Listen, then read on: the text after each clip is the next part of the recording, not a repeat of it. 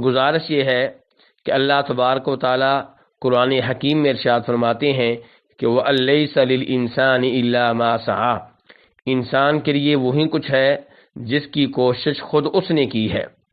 اس سے پتہ چلا کہ انسان کو انہی اعمال کا فائدہ ہوگا جس میں خود اس کی اپنی کوششیں اور کاوشیں ہیں۔ اگر اس کے فوت ہونے کے بعد کوئی اور اس کے لیے عمل کرتا ہے تو اس کا اسے فائدہ نہیں ہوگا سوائے ان اعمال کے جن کا ثبوت قرآن و حدیث سے ملتا ہے۔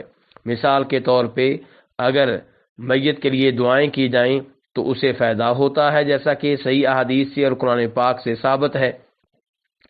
اس سلسلے میں ایک حدیث آپ کے سامنے رکھنا چاہوں گا۔ امام ابن ماجہ وغیرہ روایت کرتے ہیں کہ میت کا درجہ بلند ہوتا ہے تو میت پوچھتی ہے کہ میرا درجہ آج کیسے بلند ہوا؟ جواب آتا ہے تیرے بیٹے نے تیرے لیے دعائیں مغفرت کی ہے۔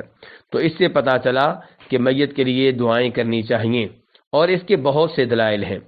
دوسرے نمبر پہ میت کی طرف سے صدقہ کیا جائے تو اس کا بھی اسے فائدہ ہوتا ہے۔ شرط یہ ہے کہ صدقہ کرنے کے سلسلے میں کسی بدعت کا ارتکاب کرنے سے گریز کیا جائے۔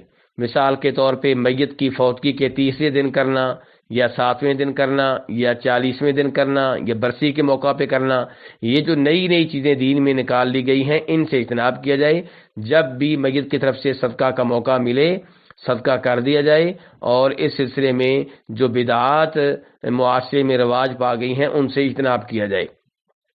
تیسرے نمبر پہ میت کے لیے حج یا عمرہ کرنا۔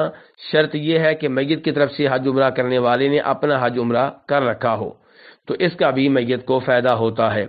لیکن قرآن پاک پڑھ کر میت کو بخشنا اور اس کا اسے ثواب پہنچانا، اس طرح کر کے ایصال ثواب کرنا، یہ ایسی چیز ہے جس کا ثبوت قرآن و حدیث سے نہیں ملتا، اس لیے اس سے اجتناب کرنا چاہیے اور دین میں نئے نئے طریقے نکالنے سے گریز کرنا چاہیے۔